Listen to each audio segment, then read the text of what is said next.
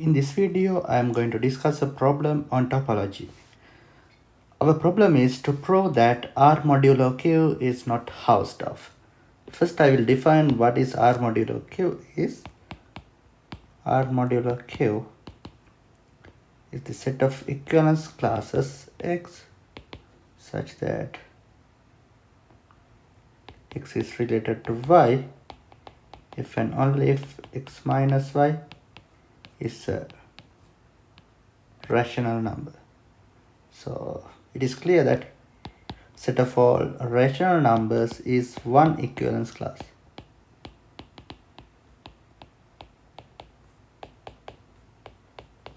Right? And if you consider some irrational number, suppose square root of 2, the square root of 2 plus q is another equivalence class. Okay? Right. So let's recall what is the quotient map. The quotient map is the map from set of real numbers to R modulo Q. Okay? So then we'll recall the definition of the quotient topology.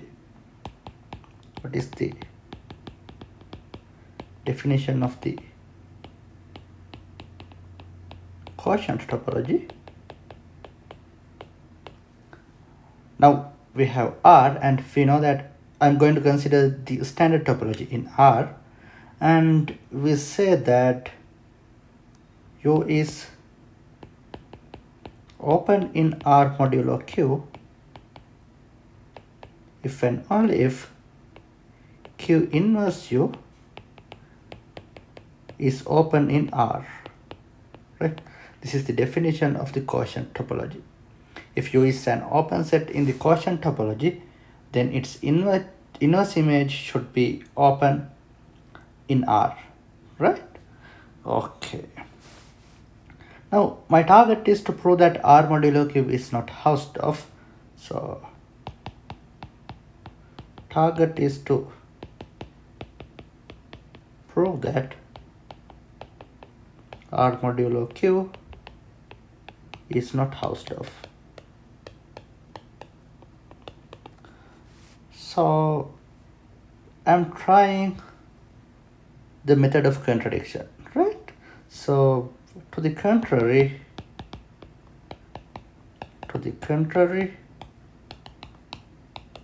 I will assume that Q inverse U is a Hausdorff space.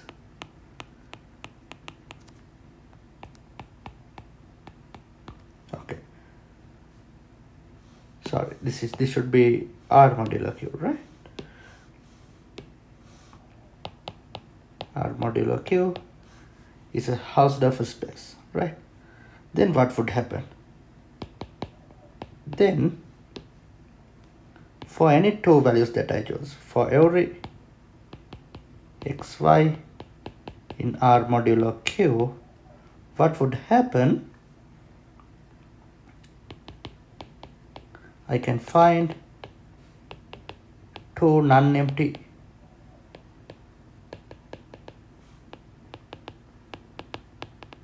disjoint open sets Ux and Uy such that the intersection is empty. Ux intersection Uy is empty, and x belongs to Ux and y belongs to Uy. The idea is if you choose any 2 points in this quotient space, you can separate them by two open sets, Ux and Uy. Okay? Right. Now I know that Ux and Uy are open in the quotient space, right? So Ux and Uy are open in the quotient space. a quotient topology, right? Or in other words, it is R modulo Q. So by the definition of the quotient topology,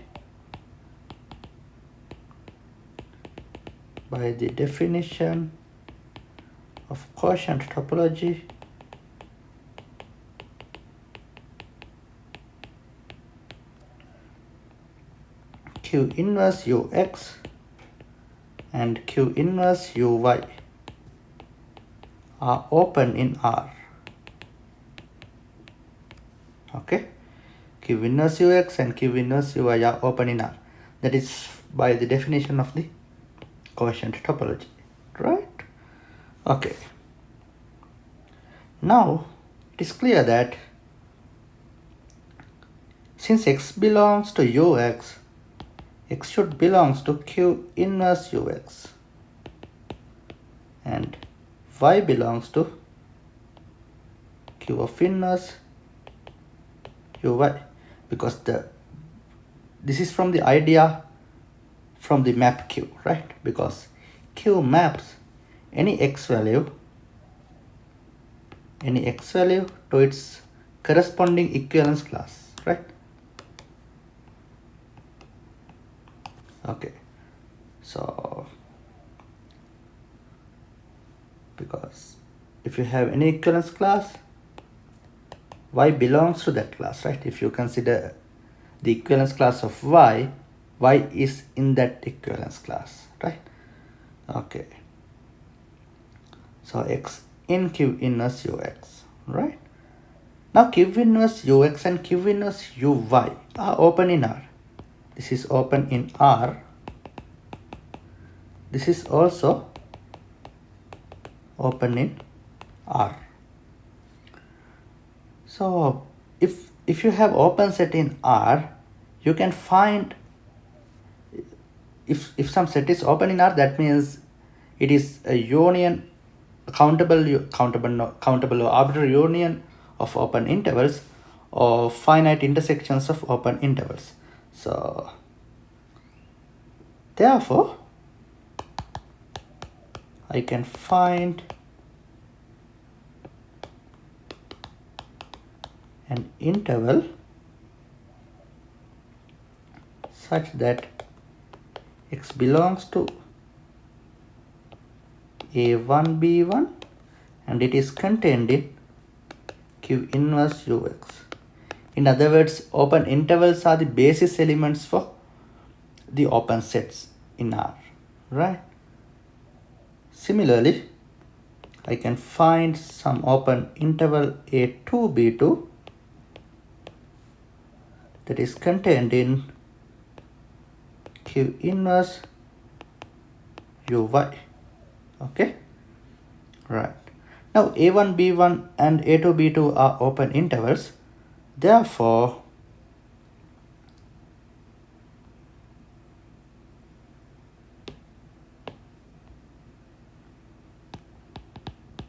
since A1 B1 and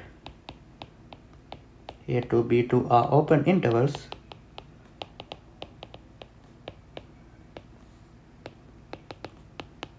I can find two rational numbers Q1 Q2 such that Q1 belongs to A1 B1 and Q2 belongs to A2 B2. Okay, right. Now what can we say? Right. Now what can we say about instead of Q1 Q2 I will write different letters because my map is also Q1 and Q2. I will write R1 and R2. R1 belongs to A1 B1 and R2 belongs to A2 B2, right? Okay. Now since R1 and R2 are rational numbers, what can you say about QR1 and QR2. They are going to be equal, right?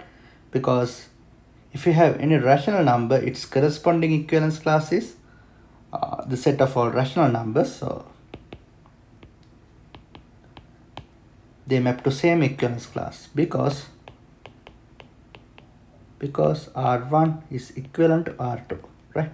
That means QR1 is going to be equal to QR2. Okay.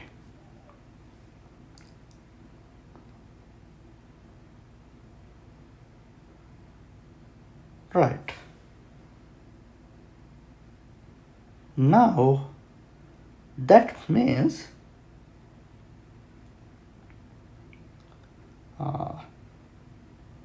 QR1 is equal to QR2. Therefore, Q of A1 B1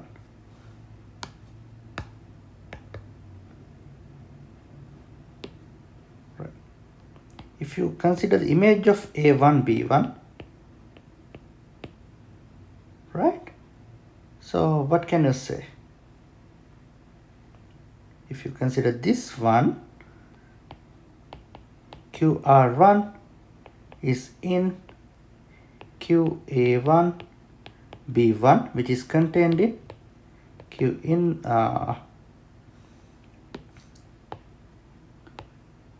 which is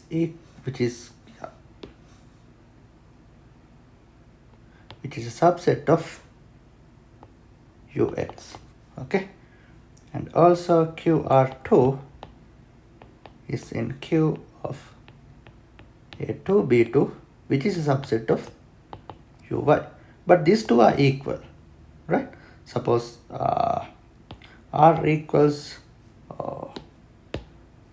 let's choose another letter, Q0 equals QR1 equals QR2, right? So Q0 is in UX and Q0 is in UY. This implies that Q0 belongs to UX intersection UY, right? So what does that imply? Hence, UX intersection UY is not empty. This is a contradiction, right? This is a contradiction. Therefore,